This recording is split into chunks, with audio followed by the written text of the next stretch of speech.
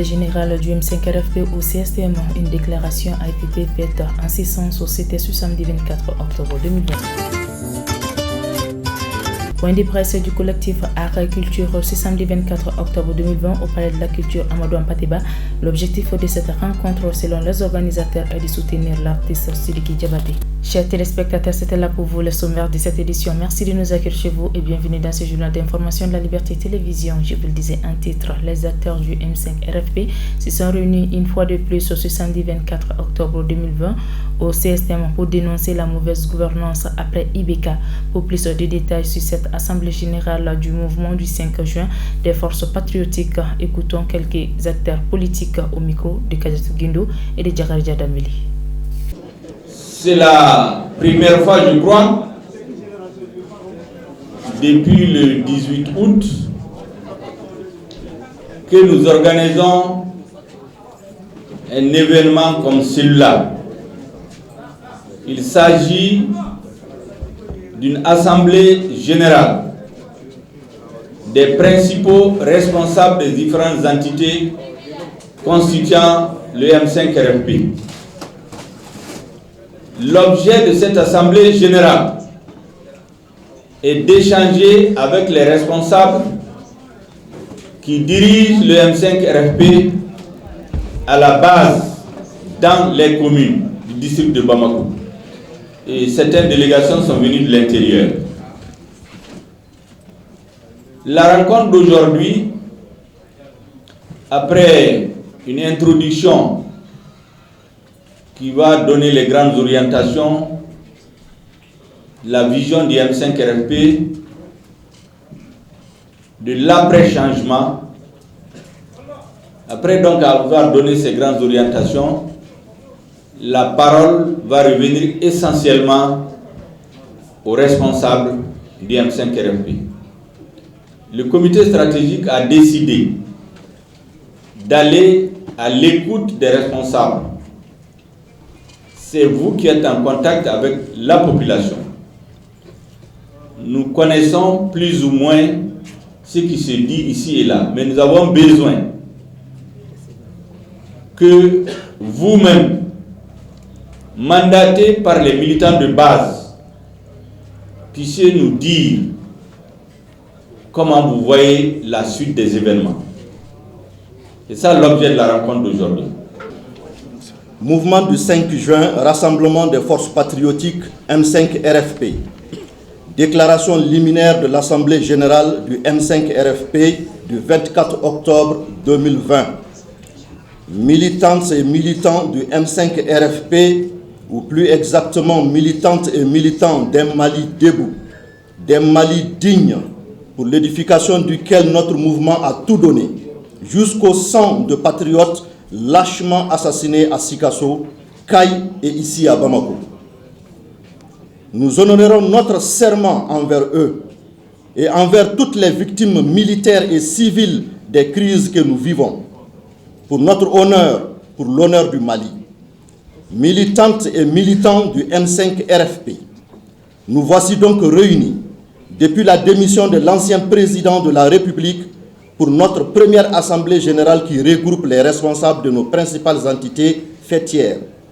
Le comité stratégique, comme à chaque moment important de la vie de notre mouvement, souhaite vous rendre compte et surtout vous écouter. Militantes et militants du M5RFP, nous devons tout d'abord vous dire toute notre fierté et vous transmettre les milliers de messages de remerciements et de félicitations pour ce que vous avez entrepris et réussi sous le regard admiratif de l'Afrique et au-delà du monde entier. Peu de gens croyaient que les mains nues, dans le respect de la loi, que vous auriez obtenu le départ de l'ancien président. Voilà que IBK est parti. Merci au peuple malien qui nous a fait confiance en participant massivement au soulèvement populaire contre l'ancien régime corrompu, oligarchique et plutocratique. Gloire aux militants et sympathisants du M5RFP, avec une mention spéciale aux jeunes et aux femmes pour leur formidable engagement et les sacrifices consentis. Hommage aux martyrs et à toutes les victimes de cette lutte. leur sacrifice ne sera pas vain. Militantes et militants du M5 RFP, après la démission de l'ancien président, nous avions pensé, et d'ailleurs nous continuons à penser, que la condition sine qua non de la réussite de la transition était une saine et loyale collaboration entre les deux acteurs du changement, entre les deux légitimités incarnées par le M5 RFP et le CNSP. Et croyez-nous, chers militantes et militants, nous n'avons été dupes de rien et rien ne nous a surpris. En effet, en quoi peuvent surprendre des gens qui ne prononcent le mot M5 RFP que lorsqu'ils sont contraints et forcés? En quoi peuvent surprendre des gens qui, dès le lendemain du 18 août, ont renoué avec les pratiques que nous combattions la veille seulement? En quoi peuvent surprendre des gens qui ont très vite fait la preuve que le Mali n'était pas leur souci et qu'ils sont plutôt en quête de privilèges? Mais il nous fallait laisser les Maliens voir, entendre, constater et comprendre par eux-mêmes ce qui se tramait contre eux. Ainsi, dans le seul but de marginaliser le M5 RFP et d'accaparer tout le pouvoir pour ne pas avoir en face une véritable légitimité qui ne serait ni otage ni impuissant, tous les engagements pris, même sous serment d'officier, ont été violés. Les conclusions des concertations sur la transition ont été falsifiées. Les textes régissant la transition n'ont respecté aucune règle. Ce qui ne pouvait manquer d'arriver arrivera et se constatera tous les jours un peu plus. En quelques semaines, l'espoir s'est transformé en défiance. La confiance en déception et la transition s'achemine vers une inéluctable impasse. Mes chères militantes et militants, là est notre ligne rouge. Nous ne laisserons personne empêcher l'émergence d'un Mali nouveau. Nous n'accepterons pas la restauration en cours. Nous dénoncerons et combattrons les complots de plus en plus manifestes contre notre peuple. En un mot, nous ne laisserons personne perpétuer le régime de IBK sans IBK. Militantes et militants du M5 RFP, comme hier, malgré tout ce qui a été annoncé et souhaité sur le caractère hétéroclite de notre mouvement, nous restons unis. Mais comme hier, nous ne disons pas que nous sommes monolithiques. C'est le lieu pour nous de prendre acte de l'annonce de l'imam Mahmoud Dicko de se consacrer désormais à sa mission de guide religieux. Il a d'ailleurs décidé de s'exprimer lui-même sur ce sujet au moment opportun. Comme hier, nous sommes déterminés à obtenir le changement pour la refondation du Mali. Et comme hier, nous y arriverons en imposant une transition de rupture. Oui, dans les organes et institutions ou en dehors, nous imposerons une transition de rupture avec l'ordre ancien et ses pratiques assassines contre notre peuple. Nous poserons les bases solides d'une refondation du Mali basée sur des objectifs clairs dont ancrage durable du Mali dans la paix, la sécurité, l'unité nationale, le recouvrement de l'intégrité du territoire national et de la souveraineté du Mali. Gouvernance vertueuse, fondée sur une lutte implacable contre la corruption, le traitement diligent des rapports de vérification, ceux disponibles et ceux élaborés pendant la transition, l'audit des finances publiques, dont celui de la dette, des institutions de la République, des ministères et grandes structures publiques et de l'aliénation du patrimoine de l'État.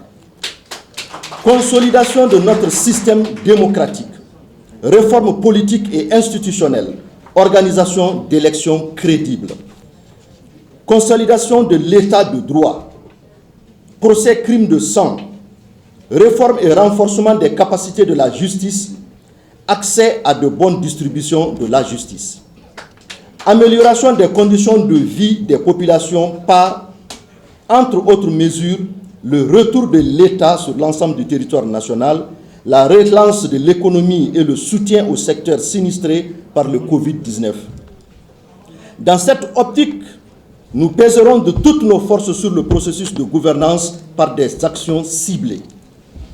Soutien aux mesures des autorités de transition favorables à la refondation du Mali.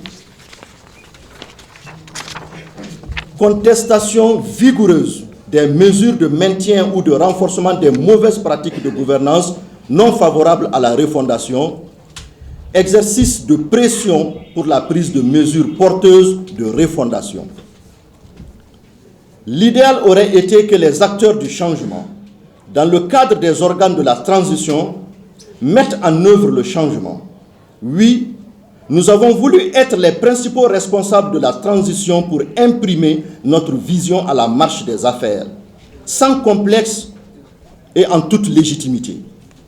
Dans cette optique et toujours en toute légitimité, le M5 RFP réclame comme un dû la présidence et le quart des membres du Conseil national de la transition pour encore une fois se donner les moyens politiques et institutionnels du changement et de la refondation. Je reprends, dans cette optique et toujours en toute légitimité, le M5 RFP réclame comme un dû la présidence et le quart des membres du Conseil national de transition pour encore une fois se donner les moyens politiques et institutionnels du changement de la refondation. En toute hypothèse, militantes et militants du M5 RFP, le comité stratégique, au nom de l'ensemble des composantes du mouvement, invitent les Maliennes et les Maliens à rester mobilisés et déterminés pour une rupture véritable avec l'ancien système qui perdure et pour un changement réel par la refondation du Mali. Nous vous remercions de votre attention. Incarcéré à la maison centrale d'arrêt de Bamako, le collectif Art et Culture a organisé un point de presse ce samedi au Palais de la Culture Amadou Hampâté-Bâ pour soutenir l'artiste Sidiki Diabaté. L'objectif, selon les organisateurs, est de montrer leur mécontentement face à cette situation. Reportage. Accusé de séquestration, coups et blessures sous la personne de Mariam Sow, l'auteur-compositeur Sidiki Diabaté purge sa peine à la maison d'arrêt de Bamako. C'est dans ce cadre que le collectif Art et Culture a organisé un point de presse ce samedi 24 octobre 2020 au Palais de la Culture Amadou Hampâté-Bâ. Cette rencontre de ce matin avait pour but un peu de réunir les artistes, de les informer un peu sur la situation, comment ça se passe, comment ça évolue, mais tout en gardant réserve concernant la procédure judiciaire. Comme elle est en cours, voilà, il est interdit, formellement interdit de se prononcer sur l'affaire jusqu'à ce que la procédure prenne fin. Voilà. La rencontre de ce matin, c'était un peu le but. Ce matin, tout ce qu'on peut dire est que toute la couche des Nyamakala, des artistes étaient présents pour apporter les soutiens, les sympathies à l'artiste Sidiki Diabaté et de parler des grands projets futurs qui vont être entamés, à savoir l'organisation d'un concert grand public le lundi prochain sur le boulevard et puis plein d'autres actions. Parce que pour eux, ils ont jugé nécessaire que, quelle que soit la justice, on est dans un pays de tradition, un pays conservateur où les griots ont un rôle prépondérant dans la société. Donc ils ont trouvé un peu inadmissible qu'un griot soit emprisonné parce qu'il y a un adage qui dit qu'il n'y a pas une prison pour les griots. Le griot ne doit jamais être en prison. Mais malheureusement, c'est ce qui a été fait et il se base un peu sur cet aspect traditionnel, un peu, mais tout en respectant les lois de la justice et la société. Le pardon, c'est normal. En tant que les griots et les garants de la société, quel que soit alpha, quelle que soit la difficulté d'une situation, le griot sort pour l'apaisement. Le pardon exprime tout simplement l'apaisement et non demander pardon à quiconque. Parce que l'affaire est devant la justice. La procédure est en cours. Mais celui qui n'a ni été condamné, ni été jugé, ni été inculpé pour l'instant. Voilà, la procédure en cours. On ne l'a pas accusé de quelque chose. C'est vrai, les réseaux sociaux l'ont condamné, les réseaux sociaux l'ont jugé. Sur les réseaux sociaux, il a été condamné, il a été inculpé, il a été diabolisé. Alors que la justice n'a encore rien dit ni rien tranché. Le pardon des griots exprime tout simplement, c'est sur la voie traditionnelle, la voie, comme je l'ai dit, la voie de la culture. Le griot, ce n'est pas quelqu'un qui détruit, c'est plutôt quelqu'un qui arrange. C'est la raison pour laquelle ils ont demandé le pardon. Selon Boama Soumano, chef griot, un djeli n'a pas sa place dans une prison. Avec les règles du temps et de la réalité, on n'agit pas comme eux. On reste toujours dans nos costumes d'hommes de caste et aller vers le peuple, vers la population, vers les Diatigui, les sensibiliser, les expliquer pour nous demander le pardon, même si on a raison.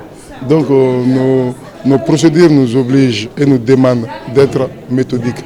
Et voilà une des méthodes aujourd'hui qui est le point de presse. Le reste en découlera après. Je suis découragé. Je suis découragé, presque déboussolé. En tant que baromètre de la société, connaisseur de ce peuple, de ces beaux peuples, de ces royaumes, de ces empires qui se sont succédés, en tant que descendant de ceux qui ont joué le deuxième rôle dans tous nos régimes aristocrates, je sais bien qu'on a été sur l'humilité dans toutes nos cultures et toutes nos valeurs sociétales. Et aujourd'hui, ces pays qui prétendent vouloir être en harmonie avec ces valeurs sociétales, c'est ce pays-là qui enferme ces griots. C'est décourageant. On attend de l'État d'abord le pardon, bien avant le jugement. Ça ne veut pas dire qu'on s'accuse, mais on a toujours prôné le pardon, on a toujours pardonné aux gens. Donc on demande qu'on nous pardonne aussi, qu'on ait raison ou tort. Maintenant, qu'est-ce qu'on attend de l'État? La bonne compréhension. Qu'est-ce qu'on attend de l'État? Le bon traitement. Qu'est-ce qu'on attend de l'État? Cette fonction sociale, cette couche sociale qui a été bénévole dans nos sociétés depuis la nuit des temps jusqu'à nos jours. Aujourd'hui, on attend un peu de l'État ce qu'on nous doit. Comme l'a promis Sundiata lors de la charte de Kourouganfouga, que les griots ne pleurent jamais. Notons que dans le cadre de ces activités de soutien à l'artiste Sidiki Diabaté, le collectif entend organiser un grand concert ce lundi au Monument de l'Indépendance à 14h.